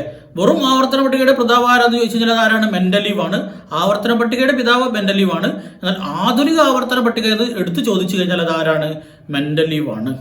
ഓക്കെ, 63 മൂലകങ്ങളെ അവയുടെ അറ്റോമിക് മാസിന്റെ ആരോഹണ ക്രമത്തിലാണ് മെൻഡലീവ് ക്രമീകരിച്ചത്. ഇതിൽ 3 പോയിന്റ് ഇമ്പോർട്ടന്റ് ആണ്. ഒന്ന്, മെൻഡലീവ് എത്ര മൂലകങ്ങളാണ് ക്രമീകരിച്ചത്? 63 മൂലകങ്ങളാണ് ക്രമീകരിച്ചത്. എന്തിന്റെ അടിസ്ഥാനത്തിലാണ് ക്രമീകരിച്ചത്? അറ്റോമിക് മാസിന്റെ അടിസ്ഥാനത്തിലാണ് ക്രമീകരിച്ചത്. അറ്റോമിക് മാസിന്റെ ആരോഹണ ക്രമത്തിലാണ് ക്രമീകരിച്ചത്. അപ്പം 3 പോയിന്റ് ഇമ്പോർട്ടന്റ് ആണ്, മറന്നുപോയത്. അപ്പം ആവർത്തന പട്ടികയുടെ പിതാവ് എന്നറിയപ്പെടുന്നത് മെൻഡലീവ് ആണ്. മെൻഡലീവ് 63 മൂലകങ്ങളെയാണ് ക്രമീകരിച്ചത്. 63 മൂലകങ്ങൾ അറ്റോമിക് മാസിന്റെ ആരോഹണ ക്രമത്തിലാണ് ക്രമീകരിച്ചത്.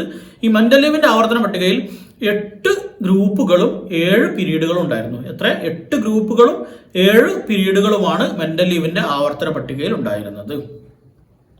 ക്ലിയർ ആയിട്ടാണ് വിചാരിക്കുന്നത്. എന്നാൽ ഇനി ഹെൻറി മോസ്ലിയുടെ ആധുനിക ആവർത്തന പട്ടികയിലേക്ക് വരുമ്പോൾ മെൻഡലീവിന്റെ ആവർത്തന പട്ടികയിൽ 63 മൂലകങ്ങളായിരുന്നുവെങ്കിൽ ഹെൻറി മോസ്ലിയുടെ ആധുനിക ആവർത്തന പട്ടികയിൽ ഇപ്പോൾ എത്ര മൂലകങ്ങളുണ്ട്? 118 മൂലകങ്ങളുണ്ട്. എത്ര മൂലകങ്ങളാണ്? 118 മൂലകങ്ങളാണ് ഉള്ളത്.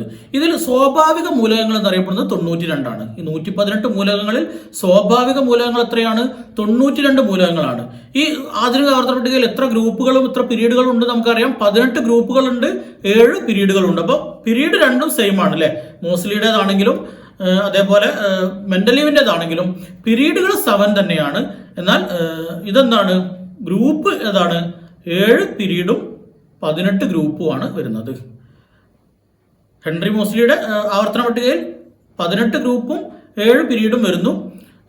മെൻഡലീവിന്റെ ആവർത്തന പട്ടികയിൽ 8 ഗ്രൂപ്പും 7 പീരീഡും വരുന്നു. ഒരു 10 ഗ്രൂപ്പ് ഇവിടെ കൂടുന്നുണ്ട് അല്ലേ. അത്രയും മൂലകങ്ങൾ കൂടുന്നുണ്ടല്ലോ. 63 എന്നുള്ളത് 118 ആയി മാറുന്നുണ്ട്. അതിനനുസരിച്ച് എന്ത് ചെയ്തിട്ടുണ്ട്? ഗ്രൂപ്പും കൂടിയിട്ടുണ്ട്. ഓക്കെ, ഇനി ആധുനിക രസതന്ത്രത്തിന്റെ പിതാവ് എന്നറിയപ്പെടുന്ന ആരാണ്? ആധുനിക രസതന്ത്രത്തിന്റെ പിതാവ് എന്നറിയപ്പെടുന്നത് ലാവോസിയാണ്. ആധുനിക രസതന്ത്രത്തിന്റെ പിതാവ് ആരാണ്? ലാവോസിയാണ്. ഈ ലാവോസിയുടെ ഒരു പ്രത്യേകത എന്താ വെച്ചാൽ ഫ്രഞ്ച് വിപ്ലവത്തിൽ കൊല്ലപ്പെട്ട ശാസ്ത്രജ്ഞനാണ് ലാവോസിയ. ഫ്രഞ്ച് വിപ്ലവമൊക്കെ നിങ്ങൾ പഠിച്ചിട്ടുണ്ടോ അല്ലെ? നമുക്ക് പഠിക്കാനുള്ളതാണ്. ഈ ഫ്രഞ്ച് വിപ്ലവത്തിൽ കൊല്ലപ്പെട്ട ഒരു ശാസ്ത്രജ്ഞനാണ് ലാവോസിയ. ക്ലിയർ ആയിട്ടുണ്ടാവുമെന്ന് വിചാരിക്കുന്നു. മൂലകങ്ങളെ ആദ്യമായി വർഗീകരിക്കുന്നത് ലാവോസിയാണ്. അദ്ദേഹം ആധുനിക രസതന്ത്രത്തിന്റെ പിതാവ് എന്നാണ് അറിയപ്പെടുന്നത്. മൂലകങ്ങളെ ആദ്യമായിട്ട് വർഗീകരിക്കുന്നത് ആരാണ്? ലാവോസിയാണ്. എങ്ങനെയാണ് മൂലകങ്ങളെ ലാവോസിയ വർഗീകരിച്ചത്? ലോഹങ്ങളെന്നും അലോഹങ്ങളെന്നുമാണ്. മൂലകങ്ങളെ ലോഹങ്ങളെന്നും അലോഹങ്ങളെന്നും ആക്കിയിട്ട് ആദ്യമായിട്ട് മൂലകങ്ങളെ വർഗീകരിക്കുന്നത് ലാവോസിയാണ്. പക്ഷെ ലാവോസിയുടെ വർഗീകരണത്തിന് എന്താണ് പിഴവ് പറ്റിയതെന്ന് വെച്ച് കഴിഞ്ഞാൽ ഉപലോഹങ്ങൾ എന്ന് പറയുന്ന ഒരു സാധനങ്ങളുണ്ട് അല്ലെ, മെറ്റലോയിഡ് എന്ന് പറയും. ഈ ഉപലോഹങ്ങൾ എന്ത് ചെയ്തില്ല, അതിനെക്കുറിച്ചുള്ള ഒരു വിശദീകരണം നൽകാൻ ആർക്ക് കഴിഞ്ഞില്ല? ലാവോസിയക്ക് കഴിഞ്ഞില്ല. അതുകൊണ്ട് തന്നെ ലാവോസിയുടെ വർഗീകരണം പരാജയപ്പെട്ടു. അപ്പൊ ലാവോസിയാണ് ആദ്യമായിട്ട് മൂലകങ്ങളെ വർഗീകരിക്കുന്നത്. ലോഹങ്ങളൊന്നും അലോഹങ്ങളൊന്നുമാണ് വർഗീകരിച്ചത്. പക്ഷെ പിഴവ് പറ്റിയത് എവിടെയാണ്? ഉപലോഹങ്ങളെ കുറിച്ച് കൃത്യമായ വിശദീകരണം നൽകാൻ അല്ലെങ്കിൽ അതിനെക്കുറിച്ച് വിശദീകരിക്കാൻ ആർക്ക് കഴിഞ്ഞില്ല? ലാവോസിയക്ക് കഴിഞ്ഞില്ല. അതുകൊണ്ട് ആ ഒരു വർഗീകരണം പരാജയപ്പെട്ടു. പിന്നെ മറ്റൊരു ഇതായിരുന്നു ട്രയാഡ്സ് അഥവാ ത്രികങ്ങൾ. ഈ ട്രയാഡ്സ് അഥവാ ത്രികങ്ങൾ ആരുടേതാണ്? അത് ഡൊബറൈനറുടേതാണ്. ആരുടേതാണ്? ഡൊബറൈനറുടേതാണ് ത്രികങ്ങൾ അഥവാ ട്രയാഡ്സ്. മൂലകങ്ങളെ ത്രികങ്ങൾ അഥവാ ട്രയാഡ്സ് നിയമം ആവിഷ്കരിച്ചത് ആരാണ്? അത് ഡൊബറൈനറാണ്. ഇനി എന്തിന്റെ അടിസ്ഥാനത്തിലാണ് ഡൊബറൈനർ ഈ മൂലകങ്ങളെ ത്രികങ്ങളാക്കിയിട്ട് വർഗീകരിച്ചത്? അറ്റോമിക് മാസിന്റെ അടിസ്ഥാനത്തിലാണ്. നമ്മൾ നേരത്തെ പറഞ്ഞു മെൻഡലീവ് എങ്ങനെയാണ് വർഗീകരിച്ചത്? അതും അറ്റോമിക് മാസിന്റെ അടിസ്ഥാനത്തിലാണ് അല്ലേ. എന്നാൽ ഹെൻറി മോസ്ലി വർഗീകരിച്ചത് എന്തിന്റെ അടിസ്ഥാനത്തിലാണ്? ഹെൻറി മോസ്ലി അറ്റോമിക് നമ്പറിന്റെ ആരോപണത്തിലാണ്. ഞാനത് പറയാൻ വിട്ടുപോയിട്ടുണ്ട്. അറ്റോമിക് നമ്പറിന്റെ അടിസ്ഥാനത്തിലാണ് ഹെൻറി മോസ്ലി മൂലകങ്ങളെ വർഗീകരിച്ചത്. അപ്പോൾ മൂന്നാണ് നമ്മൾ പഠിച്ചു. ഒന്ന് ആരാണ്? മെൻഡലീവ് അറ്റോമിക് മാസിന്റെ അടിസ്ഥാനത്തിലാണ് മൂലകങ്ങളെ വർഗീകരിച്ചത്. ഡൊബറൈനർ ട്രയാഡ്സ് നിയമം ആവിഷ്കരിച്ച ഡൊബറൈനറും എന്താണ്? അറ്റോമിക് മാസിന്റെ അടിസ്ഥാനത്തിലാണ് വർഗീകരിച്ചത്. എന്നാൽ ഹെൻറി മോസ്ലി ആധുനിക ആവർത്തന പട്ടികയിൽ ഹെൻറി മോസ്ലി മൂലകങ്ങളെ വർഗീകരിച്ചത് അറ്റോമിക് നമ്പറിന്റെ അടിസ്ഥാനത്തിലാണ്, എന്തല്ല മാസിന്റെ അടിസ്ഥാനത്തിലല്ല. അത് കൃത്യമായിട്ട് നിങ്ങൾ മനസ്സിലാക്കി വെക്കണം. ഇനി അഷ്ടക നിയമം ആരുടേതാണ്? അഷ്ടക നിയമം ന്യൂലാൻഡിൻ്റെതാണ് അല്ലെ. അഷ്ടക നിയമത്തിൽ ന്യൂലാൻഡും അറ്റോമിക് മാസിന്റെ അടിസ്ഥാനത്തിലാണ് വർഗീകരിച്ചത്. ന്യൂലാൻഡും മൂലകങ്ങളെ വർഗീകരിച്ചത് ഏതാണ്? അറ്റോമിക് മാസിന്റെ അടിസ്ഥാനത്തിലാണ്. അഷ്ടക നിയമം അഥവാ സംഗീതവുമായി ബന്ധപ്പെട്ട നിയമം എന്ന് പറയും. എന്താണ് ഈ സംഗീതവുമായി ബന്ധപ്പെട്ട നിയമം എന്ന് പറഞ്ഞു കഴിഞ്ഞാൽ, അതായത് നമുക്കറിയാം സരിഗമ പദനിസ്, അതാണ് സംഗീതത്തിന്റെ സപ്തസ്വരങ്ങൾ അല്ലെ. ഈ സ രി ഗ മ ബ ദ നി കഴിഞ്ഞാൽ പിന്നെ അടുത്ത് വരുന്ന സ എന്താണ്? ആദ്യത്തേതിന്റെ ആവർത്തനം തന്നെയാണ് അല്ലെ. അതാണ് ഈ ആവർത്തന പട്ടിക എന്ന് പറയുന്നത് തന്നെ അതാണ് അല്ലെ. അതായത് 7 കഴിഞ്ഞിട്ട് 8ാമത് വരുന്നത് എന്താണ്? 1ാമത്തതിന്റെ ആവർത്തനമാണ്. അതാണ് ഈ അഷ്ടക നിയമത്തിന്റെ അടിസ്ഥാനം എന്ന് പറയുന്നത്. അതുകൊണ്ട് സംഗീതവുമായി ബന്ധപ്പെട്ട നിയമം ഏതാണെന്ന് വെച്ച് കഴിഞ്ഞാൽ അത് ന്യൂലാൻഡിന്റെ അഷ്ടക നിയമമാണ്. ക്ലിയർ ആയിട്ടുണ്ടാവും വിചാരിക്കുന്നു. ന്യൂലാൻഡും അറ്റോമിക് മാസിന്റെ അടിസ്ഥാനത്തിലാണ് വർഗീകരിച്ചത്. അപ്പൊ നമ്മൾ വർഗീകരിച്ച 4 പേരെ നമ്മൾ കണ്ടു. ആരൊക്കെയാണ്? മെൻഡലീവ്, ന്യൂലാൻഡ്, ഡൊബറൈനർ, പിന്നെ ആരാണ്? Henry Moseley. ഈ 4 പേരിൽ 3 പേരും വർഗീകരിക്കുന്നത് അറ്റോമിക് മാസിന്റെ അടിസ്ഥാനത്തിലാണ്. ഹെൻറി മോസ്ലി മാത്രമാണ് അറ്റോമിക് നമ്പറിന്റെ അടിസ്ഥാനത്തിൽ മൂലകങ്ങളെ വർഗീകരിക്കുന്നത്. ആ രീതിയിൽ തന്നെ കണക്ട് ചെയ്ത് പഠിച്ചു വെച്ച് കഴിഞ്ഞാൽ പിന്നെ അത് മാറിപ്പോല. ഹെൻറി മോസ്ലിയുടെ ആധുനിക ആവർത്തന പട്ടിക എന്താണ്? അറ്റോമിക് നമ്പറിന്റെ അടിസ്ഥാനത്തിലാണ്. ബാക്കി നമ്മൾ ഈ പറഞ്ഞ 3 പേരും ഏതിന്റെ അടിസ്ഥാനത്തിലാണ്? അറ്റോമിക് മാസിന്റെ അടിസ്ഥാനത്തിലാണ് മൂലകങ്ങളെ വർഗീകരിച്ചിട്ടുള്ളത്. ക്ലിയർ ആയിട്ടുണ്ടാവുമെന്ന് വിചാരിക്കുന്നു. നമുക്ക് അടുത്ത ക്വസ്റ്റ്യനിലേക്ക് പോകാം. Question number 9. താഴെ പറയുന്ന ലോഹങ്ങളുടെ സവിശേഷതയുമായി ബന്ധപ്പെട്ട ശരിയായ പ്രസ്താവന കണ്ടെത്തുക. താഴെ പറയുന്നവയിൽ ലോഹങ്ങളുടെ സവിശേഷതയുമായി ബന്ധപ്പെട്ട ശരിയായ പ്രസ്താവന കണ്ടെത്തുക എന്നാണ്. എന്താണ് ഓപ്ഷൻ എയിൽ പറയുന്നത്? രാസപ്രവർത്തനത്തിൽ ഏർപ്പെടുമ്പോൾ ഇലക്ട്രോണുകൾ സ്വീകരിക്കുന്നു. ലോഹങ്ങളുടെ പ്രത്യേകതയാണ് പറയുന്നത്. രാസപ്രവർത്തനത്തിൽ ഏർപ്പെടുമ്പോൾ ഇലക്ട്രോണുകളെ സ്വീകരിക്കുന്നു. ബിയിൽ പറയുന്നത് രാസപ്രവർത്തനങ്ങളിൽ ഇലക്ട്രോണുകളെ വിട്ടുകൊടുക്കുന്നു. സിയിൽ രാസപ്രവർത്തനങ്ങളിൽ ചിലപ്പോൾ ഇലക്ട്രോണുകളെ വിട്ടുകൊടുക്കുന്നു, ചിലപ്പോൾ സ്വീകരിക്കുന്നു. ഡിയിൽ പറയുന്നത് രാസപ്രവർത്തനത്തിൽ ഇലക്ട്രോണുകൾ വിട്ടുകൊടുക്കുകയോ സ്വീകരിക്കുകയോ ചെയ്യാറില്ല. ഇതിലേതാണ് ഇലക്ട്രോണുമായിട്ട് ബന്ധപ്പെട്ട ശരിയായ പ്രസ്താവന? രാസപ്രവർത്തനത്തിൽ ഇലക്ട്രോൺ വിട്ടുകൊടുക്കുകയാണോ, സ്വീകരിക്കുകയാണോ, അല്ലെങ്കിൽ ചിലപ്പോൾ വിട്ടുകൊടുക്കുന്നു ചിലപ്പോൾ സ്വീകരിക്കുന്നു എന്നതാണോ, അല്ലെങ്കിൽ വിട്ടുകൊടുക്കുകയോ സ്വീകരിക്കുകയോ ചെയ്യുകയില്ല എന്നാണോ? ഏതാണ് ഒരു ലോഹവുമായി ബന്ധപ്പെട്ട് ശരിയായ പ്രസ്താവന?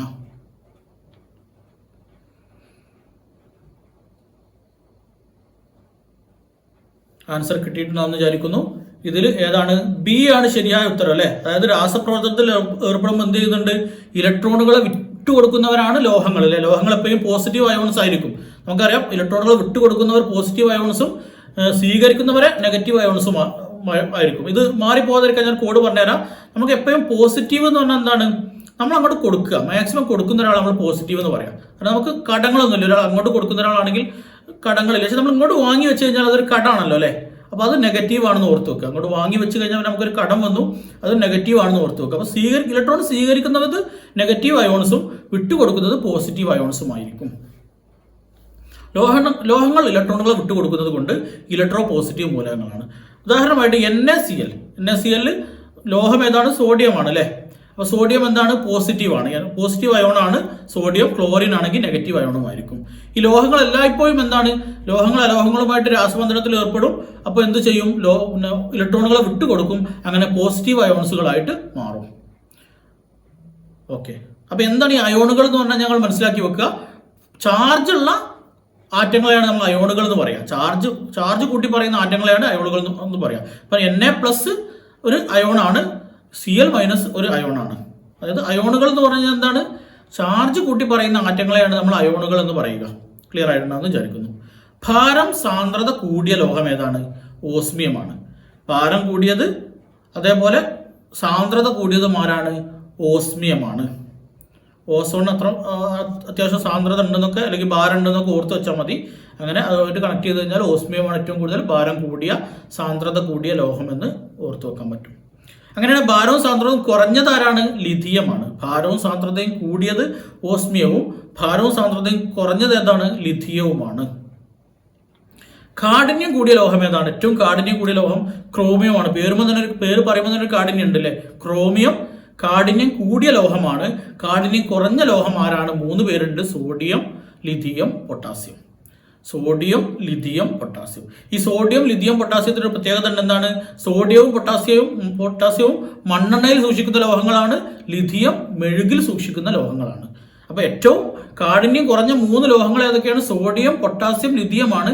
ഈ 3 ലോഹങ്ങളിൽ സോഡിയവും പൊട്ടാസ്യവും മണ്ണെണ്ണയിൽ സൂക്ഷിക്കും, ലിഥിയം മെഴുകിൽ പൊതിഞ്ഞ് സൂക്ഷിക്കും. അതുകൂടി ഒന്ന് ഓർത്തു വെക്കുക. ഇനി പ്രപഞ്ചത്തിലും ഭൂമിയിലും ഒക്കെ ഏറ്റവും കൂടുതൽ കാണുന്ന ലോഹം ഏതാണെന്ന് വെച്ചാൽ അത് അയണാണ്, അഥവാ ഇരുമ്പാണ്. പ്രപഞ്ചത്തിലും ഭൂമിയിലും. എന്നാൽ ഭൂവൽക്കത്തിൽ എന്ന് എടുത്ത് ചോദിച്ചു കഴിഞ്ഞാൽ അവിടെ ലോഹം മാറി. അവിടെ ആരാണ്? അലൂമിനിയമാണ്. പ്രപഞ്ചത്തിൽ ഏറ്റവും കൂടുതൽ ഏത്, അല്ലെ ഭൂമിയിൽ ഏറ്റവും കൂടുതൽ ഏത് എന്ന് ചോദിച്ചു കഴിഞ്ഞാൽ അതിന് ഉത്തരം ഏതാണ്? അത് അയൺ അഥവാ ഇരുമ്പാണ്. എന്നാൽ ഭൂവൽക്കത്തിൽ ഏറ്റവും കൂടുതൽ ഏത് എന്ന് ചോദിച്ചു കഴിഞ്ഞാൽ അവിടെ അലൂമിനിയമാണ്. ക്ലിയർ ആയിട്ടുണ്ടാവുമെന്ന് വിചാരിക്കുന്നു. ഇനി ഏറ്റവും കൂടുതൽ ഓക്സീകരണാവസ്ഥ കാണിക്കുന്ന സംക്രമണ മൂലകം ഏതാണ്? മാംഗനീസ് ആണ്. നമുക്കറിയാം സംക്രമണ മൂലകങ്ങളുടെ പ്രത്യേകത ഒരുപാട് പ്രത്യേകതകളുണ്ട്. അതിലൊരു പ്രത്യേകതയാണ് ഡിഫറൻറ്റ് ഓക്സിഡേഷൻ സ്റ്റേറ്റ് കാണിക്കുന്ന, വേരിയബിൾ ഓക്സിഡേഷൻ സ്റ്റേറ്റ് കാണിക്കുന്ന ലോഹങ്ങളാണ് ഏത്? സംക്രമണ മൂലകങ്ങൾ അഥവാ ട്രാൻസിഷൻ മെറ്റൽസ്. ട്രാൻസിഷൻ മെറ്റൽസ് അഥവാ സംക്രമണ മൂലകങ്ങളുടെ പ്രത്യേകത എന്താണ്? വേരിയസ് ഓക്സിഡേഷൻ സ്റ്റേറ്റ് കാണിക്കും. അതിൽ ഏറ്റവും കൂടുതൽ ഓക്സിഡേഷൻ സ്റ്റേറ്റ് കാണിക്കുന്ന സംക്രമണ മൂലകം ഏതെന്ന് വെച്ചാൽ മാംഗനീസ് ആണ്. ഡിഫറൻറ്റ് ഓക്സിഡേഷൻ സ്റ്റേറ്റ് കാണിക്കുന്ന സംക്രമണ മൂലകം ഏതാണ്? മാംഗനീസ് ആണ്. നമുക്കറിയാം മാങ്ങ നമ്മൾ പല രൂപത്തിലും കാണാറുണ്ട് അല്ലേ. ജ്യൂസായിട്ട് കാണാറുണ്ട്, പൾപ്പായിട്ട് കാണാറുണ്ട്, പിന്നെന്തായിട്ട് കാണാറുണ്ട്? ജാമായിട്ട് കാണാറുണ്ട്, പുഡിങ്ങായിട്ട് കാണാറുണ്ട്. അങ്ങനെ പല രൂപത്തിലും മാങ്ങ കാണുന്നൊക്കെ ഓർത്ത് വെച്ച് കഴിഞ്ഞാൽ ഡിഫറൻറ്റ് എന്താ പറയുക ഓക്സിഡേഷൻ സ്റ്റേറ്റ് കാണിക്കുന്ന ഇത് മാംഗനീസ് ആണ് എന്ന് ഓർത്ത് വെക്കാൻ വേണ്ടി പറ്റും. എന്നാൽ നമ്മൾ പറഞ്ഞു സംക്രമണ മൂലകങ്ങൾ അഥവാ transition metals variable oxidation state കാണിക്കുന്നു പറഞ്ഞു. എന്നാൽ അവിടെ ഒരു എക്സെപ്ഷണൽ കേസ് ഉണ്ട്. വ്യത്യസ്ത ഓക്സീകരണാവസ്ഥ കാണിക്കാത്ത ഒരു ലോഹമുണ്ട്, ഒരു സംക്രമണ മൂലകമുണ്ട്. ആ സംക്രമണ മൂലകമാണ് സിങ്ക്. മാറിപ്പോരുത്. വ്യത്യസ്ത ഓക്സീകരണാവസ്ഥ കാണിക്കാത്ത സംക്രമണ മൂലകം ഏതാണെന്ന് വെച്ചാൽ സിങ്ക് ആണ്. എന്നാൽ ഏറ്റവും കൂടുതൽ ഓക്സീകരണാവസ്ഥ കാണിക്കുന്നത് ഏതാണെന്ന് വെച്ചാൽ അത് മാംഗനീസ് ആണ്. ക്ലിയർ ആയിട്ടുണ്ടെന്ന് വിചാരിക്കുന്നു. ഇൻസുലിൻ അതേപോലെ കണ്ണിലൊക്കെ അടങ്ങിയിരിക്കുന്ന ലോഹമാണ് സിങ്ക്. അപ്പോൾ സിങ്ക് ഇൻസുലിനിൽ അടങ്ങിയിരിക്കുന്ന ലോഹം ഏതെന്ന് വെച്ചാൽ സിങ്ക് ആണ്. കണ്ണിൽ അടങ്ങിയിരിക്കുന്ന ലോഹം ഏതെന്ന് വെച്ചാൽ എന്താണ്? സിങ്ക് ആണ്. ക്ലിയർ ആയിട്ടുണ്ടെന്ന് വിചാരിക്കുന്നു. ഭാവിയുടെ ലോഹം എന്നറിയപ്പെടുന്നത് ആരാണ്? ടൈറ്റാനിയമാണ് അല്ലേ. ഭാവിയുടെ ലോഹം എന്നറിയപ്പെടുന്നത് ആരാണ്? ടൈറ്റാനിയമാണ്. എന്നാൽ മാറിപ്പോവരുത്, ഭാവിയുടെ സ്വർണം എന്നറിയപ്പെടുന്നത് പ്ലാറ്റിനമാണ്. ഭാവിയുടെ ലോഹം ടൈറ്റാനിയം എങ്കിൽ ഭാവിയുടെ സ്വർണം എന്നറിയപ്പെടുന്നത് പ്ലാറ്റിനമാണ്. അങ്ങോട്ട് മാറിപ്പോകരുത്. ഭാവിയുടെ ലോഹം ടൈറ്റാനിയം, ഭാവിയുടെ സ്വർണം പ്ലാറ്റിനം. ക്ലിയർ ആയിട്ടുണ്ടെന്ന് വിചാരിക്കുന്നു. നമുക്ക് അവസാനത്തെ ചോദ്യം നോക്കാം. Question number 10. രാസസൂര്യൻ എന്നറിയപ്പെടുന്ന ലോഹം ഏത്? രാസസൂര്യൻ എന്നറിയപ്പെടുന്ന ലോഹം ഏത്? അതാ കെമിക്കൽ സൺ എന്നൊക്കെ പറയും. ടൈറ്റാനിയം ആണോ, മാംഗനീസ് ആണോ, മാഗ്നീഷ്യം ആണോ, അലൂമിനിയം ആണോ? ആരാണ് രാസസൂര്യൻ എന്നറിയപ്പെടുന്നത്? ഒന്ന് ആൻസർ ചെയ്ത് നോക്കുക.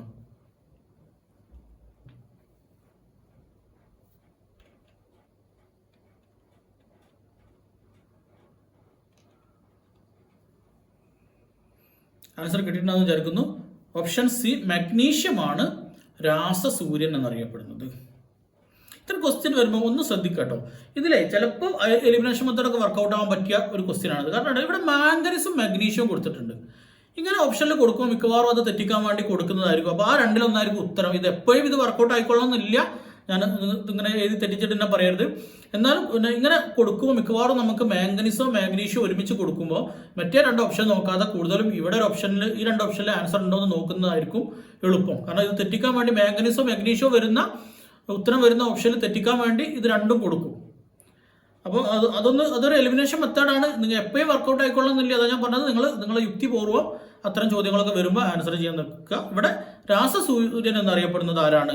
മഗ്നീഷ്യമാണ്. രാസസൂര്യൻ എന്നറിയപ്പെടുന്നത് മഗ്നീഷ്യമാണ്. വണ്ടർ മെറ്റൽ അഥവാ അത്ഭുത ലോഹം എന്നറിയപ്പെടുന്ന ആരാണ്? ടൈറ്റാനിയമാണ്. വണ്ടർ മെറ്റൽ അഥവാ അത്ഭുത ലോഹം എന്നറിയപ്പെടുന്ന ആരാണ്? ടൈറ്റാനിയമാണ്. ടൈറ്റാനിയത്തിന് മറ്റൊരു പ്രത്യേകത എന്ന് പറഞ്ഞു കഴിഞ്ഞാൽ മോസ്റ്റ് അബണ്ടന്റ് മെറ്റലിൻ മൂണാണ്. ചന്ദ്രനിൽ ഏറ്റവും കൂടുതൽ കാണപ്പെടുന്ന ലോഹം ഏതാണ്? ടൈറ്റാനിയമാണ്. അപ്പോൾ ടൈറ്റാനിയത്തിന്റെ വിശേഷണം എന്താണ്? വണ്ടർ മെറ്റൽ അഥവാ അത്ഭുത ലോഹം എന്നറിയപ്പെടുന്നത് ടൈറ്റാനിയമാണ്. ചന്ദ്രനിൽ ഏറ്റവും കൂടുതൽ കാണപ്പെടുന്നത് ഏതാണ്? പിന്നെ അതും ടൈറ്റാനിയമാണ്. ഇനി മഴവിൽ ലോഹം അഥവാ റെയിൻബോ മെറ്റൽ എന്നറിയപ്പെടുന്നത് ഇറിഡിയമാണ്. റെയിൻബോ മെറ്റൽ അഥവാ മഴവിൽ ലോഹം എന്നറിയപ്പെടുന്നത് ഇറിഡിയമാണ്. ഇത് ചില സ്ഥലങ്ങളിലൊക്കെ പ്രത്യേകിച്ച് ഗൂഗിളിന്റെ AI-ലൊക്കെ നമ്മുടെ ടൈറ്റാനിയത്തിനും എന്ത് പറയുന്നുണ്ട്? മഴവിൽ ലോഹം എന്ന് പറയുന്നുണ്ട്. പക്ഷെ നമ്മൾ ഗൂഗിൾ AI-ൽ മഴവിൽ മെറ്റൽ ഇറിഡിയമാണോ ടൈറ്റാനിയമാണോ എന്ന ചോദ്യം ചോദിച്ചു കഴിഞ്ഞാൽ അവിടെ ഗൂഗിൾ AI പറയുന്ന മറുപടി ഏതാണ്? ഇറിഡിയം എന്നാണ്. എന്നാൽ അത് പറഞ്ഞിട്ട് അതിൻ്റെ അടിയിൽ തന്നെ പറയുന്നുണ്ട് ഏത്? ടൈറ്റാനിയത്തിനും എന്ത് പറയുന്നുണ്ട്? മഴവിൽ ലോഹം എന്ന് പറയുന്നുണ്ട് എന്ന്. അപ്പോൾ നിങ്ങളത് ഒക്കെ യുക്തി പോലെ ആൻസർ ചെയ്യുക. ഇവിടെ അത്ഭുത ലോഹം എന്നറിയപ്പെടുന്നത് ടൈറ്റാനിയവും മഴവിൽ ലോഹം എന്നറിയപ്പെടുന്നത് ഇറിഡിയവുമാണ്. ഇനി ആംഫോട്ടറിക് ലോഹം എന്നറിയപ്പെടുന്ന ആരാണ്? അലൂമിനിയമാണ്. ആംഫോട്ടറിക് ലോഹം എന്നറിയപ്പെടുന്നത് അലൂമിനിയമാണ്.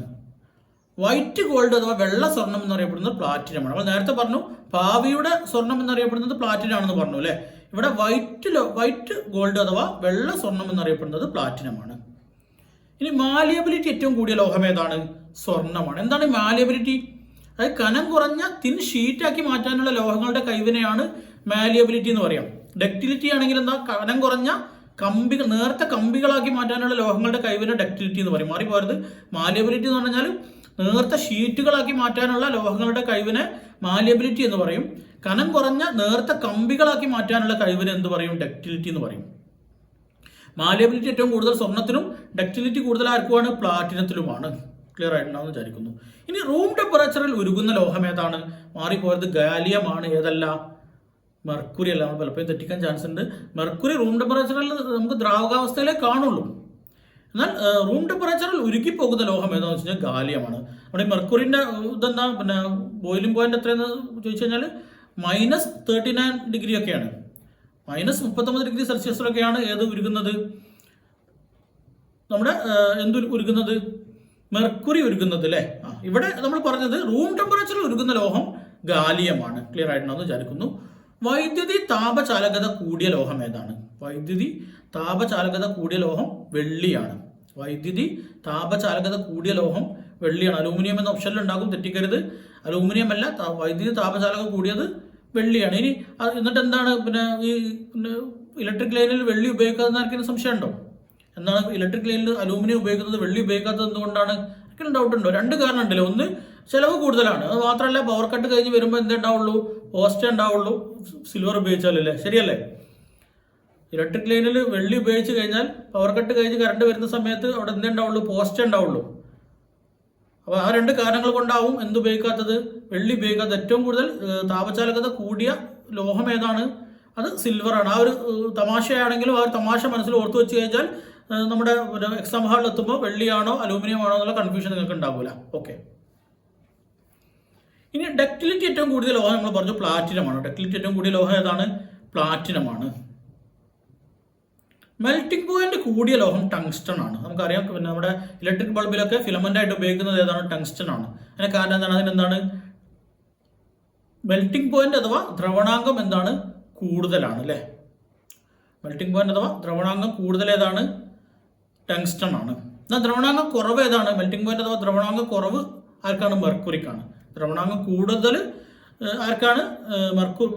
ടങ്സ്റ്റൺ ആണ്. കുറവ് നമ്മൾ നേരത്തെ പറഞ്ഞു ആർക്കാണ്? മെർക്കുറിക്കാണ്. ഈ ടങ്സ്റ്റന്റെ ദ്രവണാങ്കം രണ്ട് ഇതിൽ പറയുന്നുണ്ട്, 3210 എന്നും 3224 എന്നൊക്കെ പറയുന്നുണ്ട്. ഓർത്ത് വെക്കുക, ഏകദേശം ആ ഒരു റേഞ്ചിലാണ് ഏത് വരുന്നത്?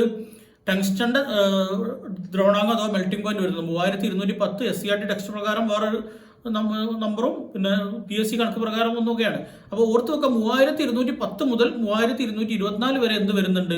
മെർക്കുറിയുടെ ദ്രവണാങ്കം വരുന്നുണ്ട്. ഈ ഒരു ഏരിയയിലായിരിക്കും അതിന്റെ ആൻസർ വരിക. ഇനി നമ്മൾ പറഞ്ഞു മെർക്കുറിയുടെ എത്രയാണ്? -39°C ഒക്കെയാണ് മെർക്കുറിയുടെ മെൽറ്റിംഗ് പോയിന്റ്.